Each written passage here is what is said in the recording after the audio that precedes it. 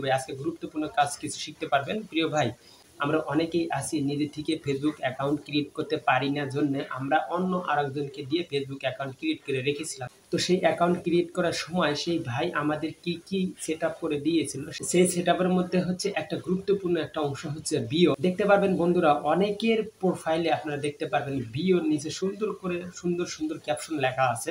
প্রিয় ভাই, আমরা চাচ্ছি ওরকমভাবে আমরা সুন্দর করে ক্যাপশন দিব, বাট আমরা কিভাবে সেই ক্যাপশনগুলো দিব, কিভাবে ভিডিওটা চেঞ্জ করা আমরা অনেকেই জানি না।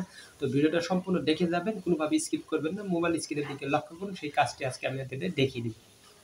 চলে আসলাম আমি আমার মোবাইল স্ক্রিনে আসার পর বন্ধুরা ফেসবুক অফিসিয়াল অ্যাপসটা আপনারা ওপেন করে নেবেন। ফেসবুক অফিসিয়াল অ্যাপসটা ওপেন করার পর আপনার প্রোফাইল দেখতে পারবেন, সেখানে প্রবেশ করে দেবেন।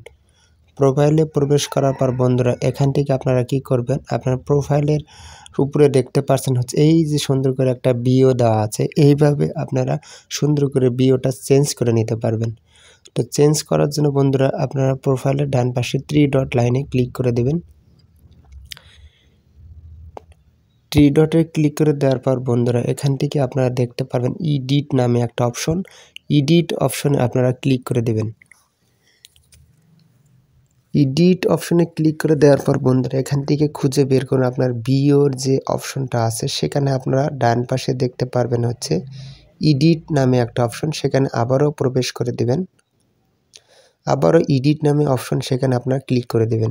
সেখানে ক্লিক করে দেওয়ার পর আগের যে ক্যাপশনগুলো দেওয়া ছিল বিও, সেটা কেটে দিয়ে আপনি সুন্দর করে নিজের ইচ্ছা মতো নিজে ঠিকই একটা সুন্দর করে ক্যাপশন এখানে সেট করে দিতে পারবেন। প্রিয় ভাই, দেখুন আমি সেট করে দিচ্ছি। এভাবেই আপনারা ঠিকঠাক করে ইচ্ছা মতো উপরে সেভ বাটনে ক্লিক করে দিলেই কিন্তু আপনার বিওটা নতুনভাবে আবার সেট হয়ে যাবে। দেখতে পাচ্ছেন বন্ধুরা, এই যে আমার সুন্দর একটা বিও হয়ে গেছে। আশা করি সুন্দর একটা কাজ বুঝতে পারছেন। ভালো থাকবেন।